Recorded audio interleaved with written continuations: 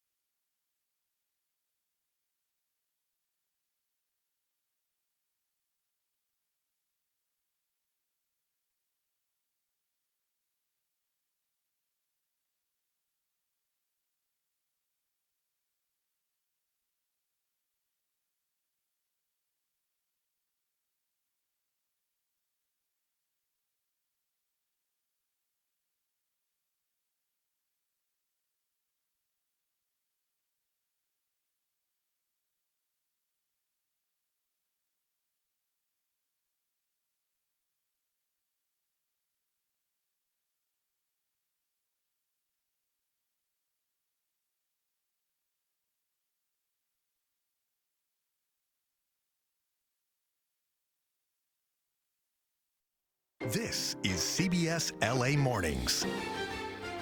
Good morning. Today is Tuesday, June 9th. Welcome to CBS LA Mornings at 5 a.m. I'm Christine Lazar in for Chris Holmstrom. And I'm Kalina Estrenos, and here are your top stories. We are tracking breaking news this morning starting in Glendale, where a suspect is dead after being shot by police. We're live at the scene with this investigation.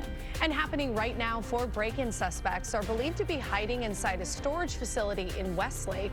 Police are now closing off nearby streets as they attempt to get them out. And the stage is set for the November runoff. Nydia Rahman completes the comeback to face off against incumbent and former ally Karen Bass in the mayor race. We break down the results, plus the allegations now being made by the president.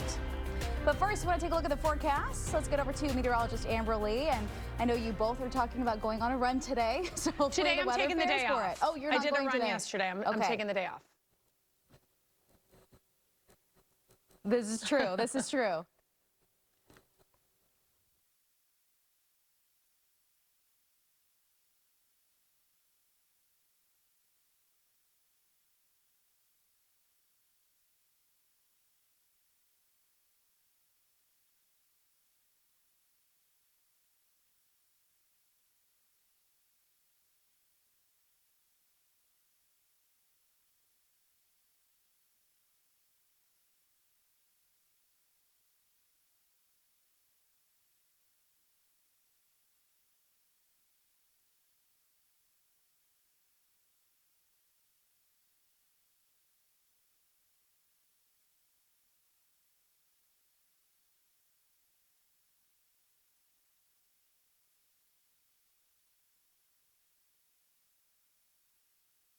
All right, sounds good. Thank you. I want to take you out to Westminster right now. I do have road work happening on the northbound 405 right at Bolsa Bridge. A couple lanes are closed there. There's a slight backup, about 9 minutes, so not bad at all. Rest of Orange County looking pretty good. In the LA area, though, looks like the transition might be blocked off around that 105 and 110. We are looking into that for you, possibly another road work area there. And here's a look at the IE, that 91 slowing down this morning. Same deal with the Cajon Pass. So I'll have those travel times in just a couple of minutes. We do want to get to that breaking news, though. Police right now in a standoff with 4 suspects in the Westlake district this morning. We have a live look at the storage facility. This is at 6th Street and Beaudry Avenue. Officers were called just after 1:30 this morning after reports of a break-in there. They say the suspects got in through a steel door and are now refusing to come out. Now that we pull out a little bit, you'll be able to see more of the scene there with the tape and officers there. The K9 team has been called in to help. We'll, of course, bring you more updates as they become available. Also, more breaking news this morning, this time in Glendale. This is where police shot and killed a suspect. Yeah, officers say the man may have been armed with a knife, and this happened between News. That's near the 210 freeway. And CBS LA's Amanda Starantino is live at the scene with the details. Good morning, Amanda. Hey, good morning. As you were just saying, this neighborhood is actually sandwiched right in between the 210 and the Verdugo Mountain foothills right here.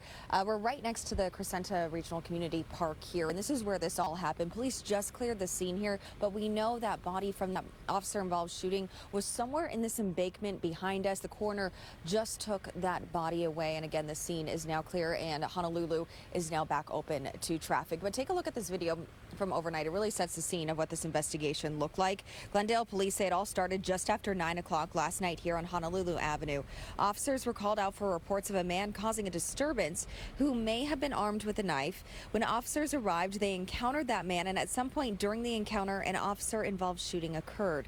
Now, police say the man was hit by gunfire and died here at the scene. So far, investigators have not said what led up to the shooting or what specifically happened in those moments before officers opened fire. But from that overnight video, you can see that investigators were going in and out of that house here on Honolulu. What happened exactly inside that house to trigger all of this, we do not know yet.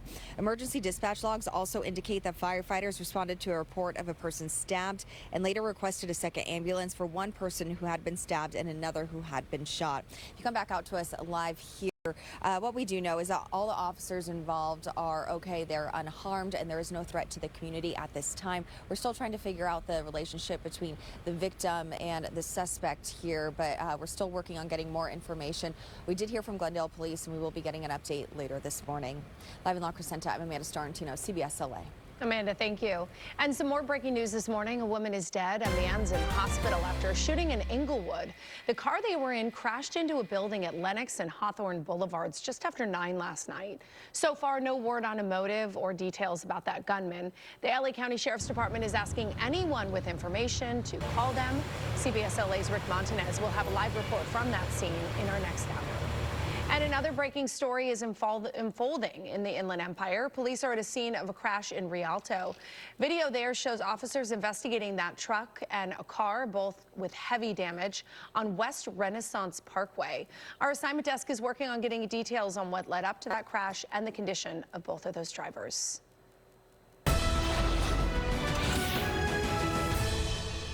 We have major developments in the race for LA mayor. CBS News is projecting Nithya Raman will advance to the November runoff. Now, Raman was about 3,000 votes ahead of Spencer Pratt as of Sunday. Yesterday, though, that lead extended to about 22,000. She now moves on to face incumbent Karen Bass. Now, the race for governor, Steve Hilton and Tom Steyer is still looking to clinch that second spot.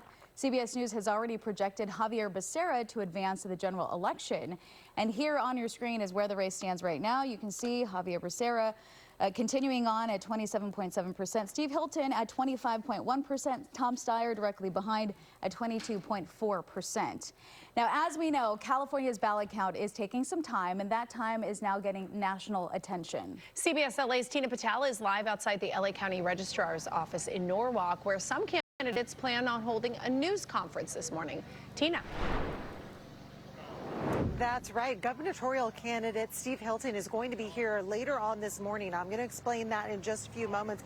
But first, let's start with that mayoral race, because on every ballot drop, we've seen City Councilwoman Nithya Raman get more and more votes. Considering how many Democrats are registered in Los Angeles, that's not surprising to some people, but others are calling foul. I'm not saying it's rigged. I'm saying it stinks to high heaven, and everybody knows that.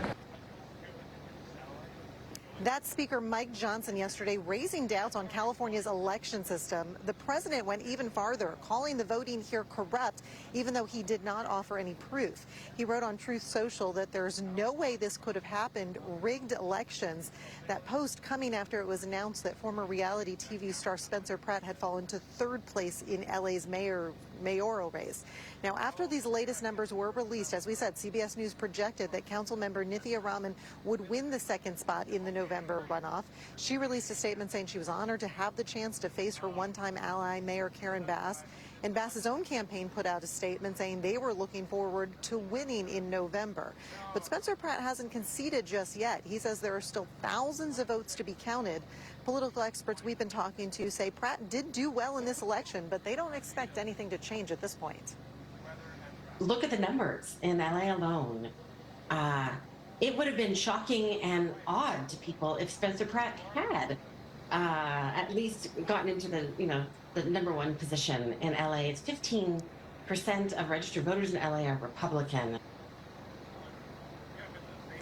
But now when we talk about the race for governor, there is less clarity there. As we were saying, Republican Steve Hilton and Democrat Tom Steyer still waiting to see which one of them will face Javier Becerra in the general election. Experts are saying it looks like with the numbers that are coming in, it will be tough for Steyer to break through.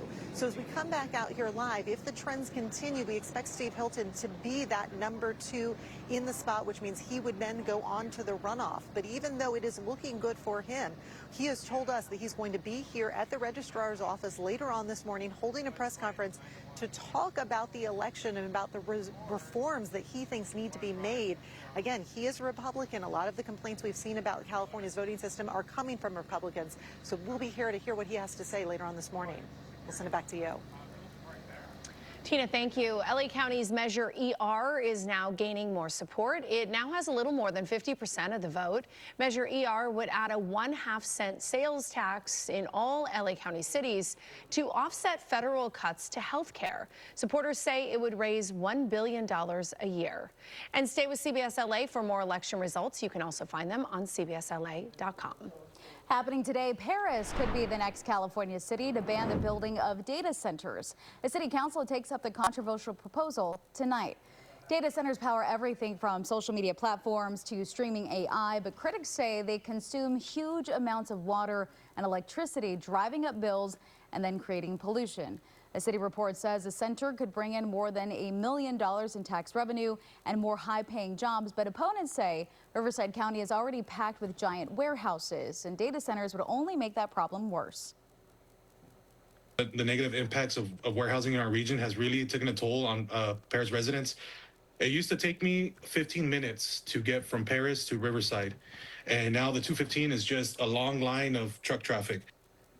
Now, Monterey Park became the first city in the country to ban building data centers just last week. There are no current data centers planned for Paris. In tonight's vote, the city council could ban them or decide to consider them on a case-by-case basis. Senior officials from GKN Aerospace are expected to attend a special Garden Grove City Council meeting this evening. The city asked GKN to address the public after last month's chemical tank incident forced 50,000 people to evacuate the surrounding area. Now, some residents are demanding the facility be shut down. Cleanup is slow going. Last week, the city postponed plans to remove the chemicals inside those tanks. And jury selection continues today in the case of the man accused of starting the fire that later became the Palisades fire. Prosecutors say Jonathan Rinderneck started the Lockman fire on New Year's Day. Now, it smoldered underground for a week and then reignited into the Palisades fire. Opening statements are expected to begin tomorrow, and if convicted, Rinderneck faces up to 45 years in prison. Time right now, 5:10 on CBS LA Mornings. Just ahead, the president makes history at Madison Square Garden, but many fans there were not amused.